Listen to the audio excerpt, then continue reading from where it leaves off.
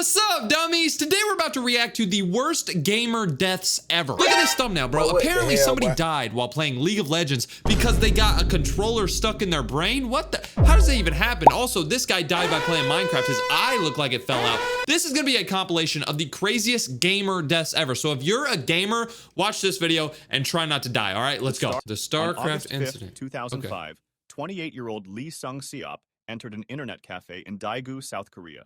He ordered a soda, logged into Starcraft, and began playing. Hours turned into days. Witnesses said he rarely moved from his chair, taking only short breaks to the toilet. By the second night, he had been at the keyboard for nearly 50 hours. His posture sagged, his eyes bloodshot, but he kept clicking. The cafe manager urged him to stop, but Lee shook his head and loaded another match. At dawn on the third day, he suddenly collapsed.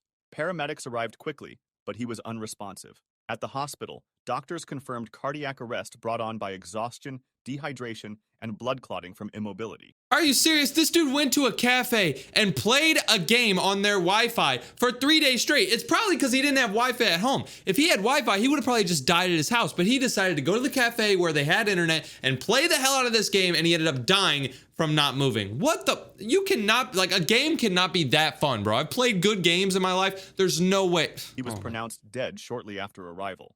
The Pokémon electrocution. All right, here's the next one. On July 9th, 2017, in Iloilo City, Philippines, a 12-year-old boy was playing Pokémon Go with friends.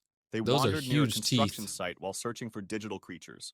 The boy, holding his phone, climbed onto a metal structure close to overhead. Okay, bro, what? If you guys don't know what Pokemon Go is, it's basically a game where you get to, like, find Pokemon in real life. Basically, this guy, this 12-year-old kid thought he could climb up this freaking telephone pole and catch more Pokemon. Dude, you're dumb. Had power lines. Witnesses said he lost his balance and reached out for support. His hand made contact with a live electrical cable. A loud crack followed, and he collapsed instantly. Friends screamed for help, and bystanders rushed over. Emergency responders arrived quickly, but the boy showed no signs of life. Did he catch the Pokemon? Electrocution. Authorities confirmed that he had been distracted by the game, which led him into a dangerous area. The accident was covered by local news outlets and cited as part of a series of Pokémon Go-related fatalities worldwide, where players, focused on the screen, entered dangerous environments. The Minecraft incident. All right, here's the July Minecraft 19th, one. 2015, a 17-year-old boy entered an internet cafe in Pampanga, Philippines. Bro, why is everybody going and playing games in cafes, bro? Play a game at your house. Logged into Minecraft and began what became a marathon session. Witnesses said he played for almost 3 straight days, taking only brief naps at the desk. Staff grew concerned when they noticed he had not eaten properly and had barely moved from his chair. On the third day, as he leaned forward to type, his body went limp. He collapsed onto the keyboard and did not get up again. Bro, he was like on his keyboard just typing like... Friends called for help and staff attempted first aid. Paramedics arrived, but pronounced him dead at the scene. Okay, so this is 2 situations where guys have gone to an internet cafe to try to play a game for 3 days straight. Dude, you gotta do other things in your life, bro. You gotta space it out. There's no way you should be playing anything or doing anything for 3 days straight, dude. There's later cited cardiac failure linked to severe exhaustion and dehydration after continuous gaming. Y'all gotta drink y'all water. Call of Duty swatting. On December 28th, 2017, 2 Call of Duty players in the United States got into an online argument over a $1.50 wagered match. One player, Casey Viner, asked another, Tyler Barris, to swat his opponent by calling police to his address. Barris dialed 911 in Los Angeles and reported a fake hostage situation in Wichita, Kansas. The address he gave was not his rival's, but belonged to 28-year-old Andrew Finch, who had no connection to the dispute. Police surrounded Finch's home. When he opened the door, officers ordered him to raise his hands. Confused, he moved slightly, and an officer fired a single shot. Finch was killed instantly in front of his family. The case shocked the gaming world. Barris was later sentenced to 20 years in prison, while Viner received a shorter sentence. Dude, so this guy was arguing with somebody on Call of Duty, and then he decided to call the cops on a random house in Kansas. The guy wasn't even playing Call of Duty with them. He had the wrong address. He thought it was the guy he was arguing with. He thought it was his address.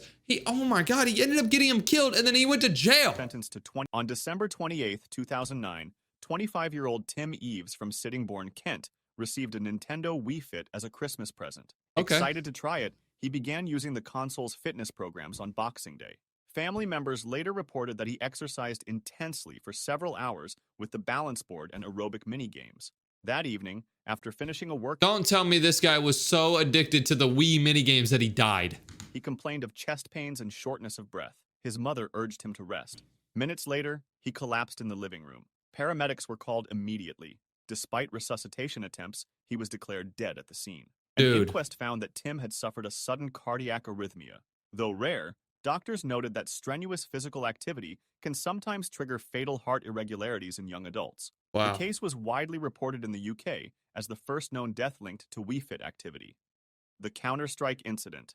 On February 26, 2010, in Chongqing, China... Of course this is in China, bro. What? Men in their 20s sat in an internet cafe playing Counter-Strike. Why are y'all playing games in cafes? Am I, like, missing out? Is this, like, the new way to do it, bro? What? They began to argue over strategy and insults in the game. Witnesses said the argument grew heated, with both shouting loud enough to attract attention across the room. One man stood up and pushed the other. Staff intervened and briefly separated them, but the fight continued outside the cafe. Oh my God. The aggressor grabbed a knife and stabbed his opponent multiple times in the chest and abdomen. Bystanders called for help, but the victim collapsed on the pavement before paramedics arrived. He was pronounced dead at the scene. Police quickly arrested the attacker, who admitted to losing his temper during the argument. The killing was widely reported in Chinese media as another example of internet cafe disputes turning deadly. Local authorities used the case to highlight the growing problem of violence connected to online gaming in public spaces. All right, bro. You know what? All this is teaching me is that you just should not go to a cafe and play games. If you go to a cafe and play games, or if you go to a cafe and you see somebody playing games, get the hell away from them. GTA incident. GTA incident? Oh my 2008 in Bangkok, Thailand. Okay, I have a feeling, I feel like somebody's gonna be playing GTA and they're gonna be like, oh my God, this is so fun. I should do it in real life. And then they go steal somebody's car and drive. 18-year-old high school student Paul Watchino.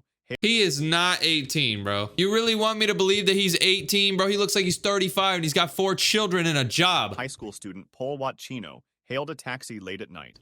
When they reached his destination, instead of paying, he pulled a knife and attacked the 54-year-old driver. He stabbed him multiple times before dragging the body from the car and attempting to drive away. Witnesses quickly alerted police, who intercepted him only minutes later. He confessed that he had been playing Grand Theft Auto and wanted to know what it felt like to hijack a car in real life. I thought it was a mission. He showed no signs of intoxication or mental illness, only fixation on the game. No. If you do that, you have a mental illness, bro. Like they said, oh, he doesn't have a mental. Yes, he does. He is stupid, bro. I have played GTA a lot. Like I played GTA a ton during my childhood, and I never once fully thought, oh, maybe I should go steal a car and kill someone. Come on, dude. The teenager was charged with murder and robbery. He was convicted and sentenced to life imprisonment. Thai authorities responded by temporarily pulling copies of Grand Theft Auto 4 from store shelves, citing the killing as evidence of dangerous influence. The crime received international coverage and became one of the first game-inspired homicides. The VR incident. On December 21st, 2017, a 44-year-old... That's 4 days before Christmas, bro. Incident. On December 21st, 2017. That's 4 days before Christmas. What? 17, a 44-year-old man in Moscow, Russia, was at home using a virtual reality headset. Okay. He moved through his apartment while immersed in the game, unaware of obstacles around him. Investigators later determined that he stumbled while playing and crashed directly into a glass table. The impact shattered the surface, slicing deep into his body. Alone in the apartment, he was unable to call for help. Neighbors reported hearing a loud crash, but did not enter. Hours later, family members found him lying in the living room surrounded by broken glass. Dude. He had bled to death from severe wounds to his head and neck. He's just authorities confirmed the accident, noting that it was one of the first recorded cases of a fatality linked directly to the use of a VR headset. The unusual circumstances attracted international attention, with headlines highlighting the hidden dangers of playing immersive games in If you're gonna play VR, just be a little bit aware of what you're doing. Come on, bro. The World of Warcraft incident. World of On Warcraft? February I never 1st, played this. 2007, a 26-year-old man walked into an internet cafe in Guangzhou, China. Bro, a cafe in China. I guarantee you the cafe's gonna explode. That is the worst. Cafe already is stupid. And then China is... Sat down, opened World of Warcraft, and he played for 2 weeks straight without eating. Witnesses later said he barely spoke, only pausing for instant noodles or brief toilet breaks. Of course he's eating noodles. Day 1 passed, then day 2. He remained in the same seat. Okay, what I'm not understanding here is, are these cafes open at all times? How are these people able to play games nonstop? Are these cafes in China like 24 hours? They just let people stay there? fixed on the screen. I mean, I'm never going to figure out because I'm never going to China, by the way. I'd never want to go there ever. Steady on the Let's mouse. see. By the third day, his movement slowed. At 10 a.m., he suddenly slumped forward onto the desk. Other customers thought he had fallen asleep. After several minutes without motion, staff went to check. They shook his shoulder, but he was limp.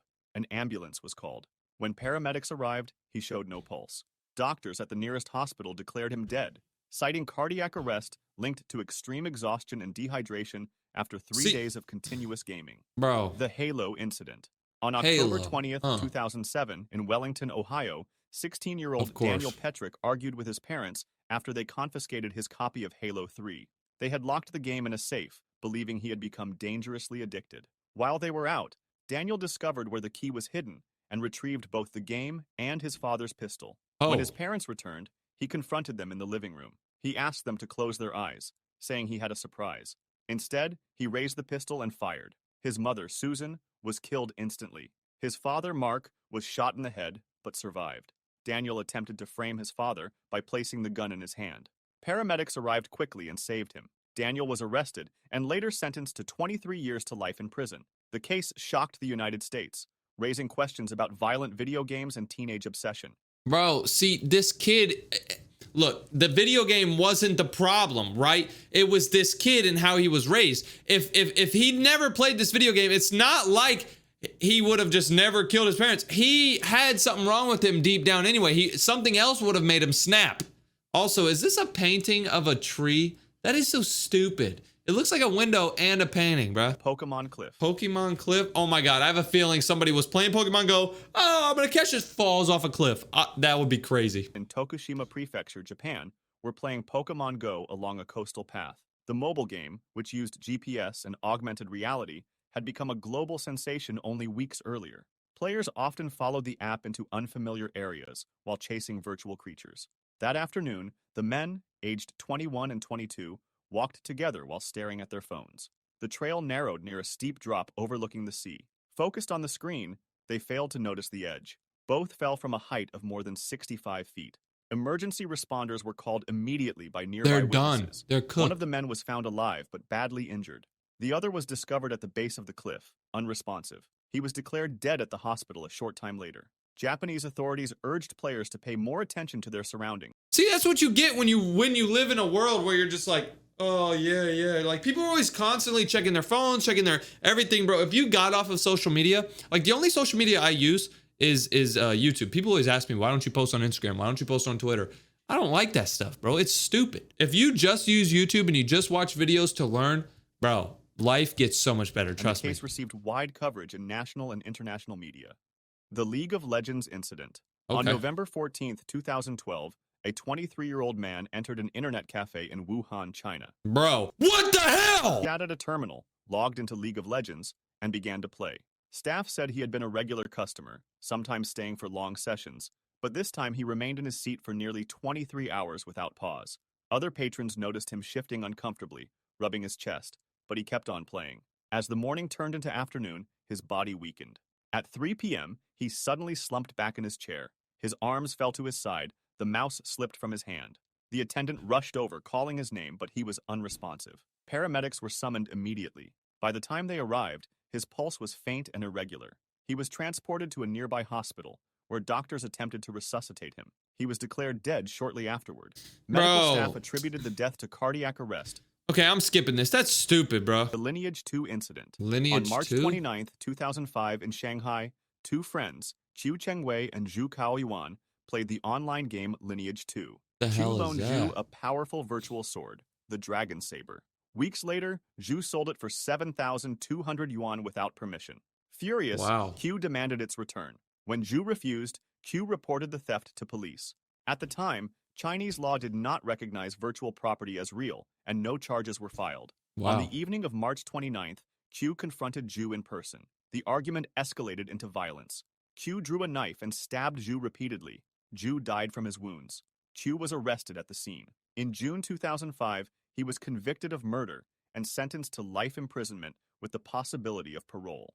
The killing became one of the first high-profile cases linking disputes over virtual items. This is why I'm not going to China. They be killing people over Fortnite accounts. On August 23rd, 2016, We got another Pokemon in Tokushima Prefecture, Japan, a 39-year-old truck driver was driving on a rural road while playing Pokémon Go. Distracted by the game, he failed to see two women crossing at a rate. Bro, this guy was driving his car playing Pokemon Go, bro. He thought he was speed running the game. He thought, oh, everybody else is walking trying to find these Pokemon. I'm about to start driving and catch these Pokemon. Intersection. The truck struck both pedestrians. One woman, aged 72, she's died done instantly.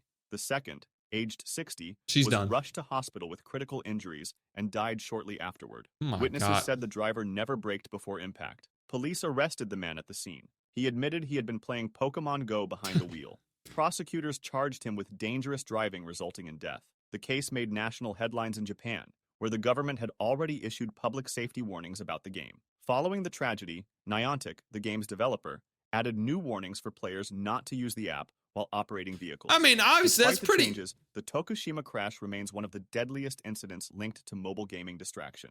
That's like pretty obvious, bro. If you're playing a mobile game while driving, you're gonna hit something, bro. Like, people text while driving and that's bad. But imagine playing a game while driving. Like, you're definitely gonna crash. This is insane, bro. Stay off the game, bro.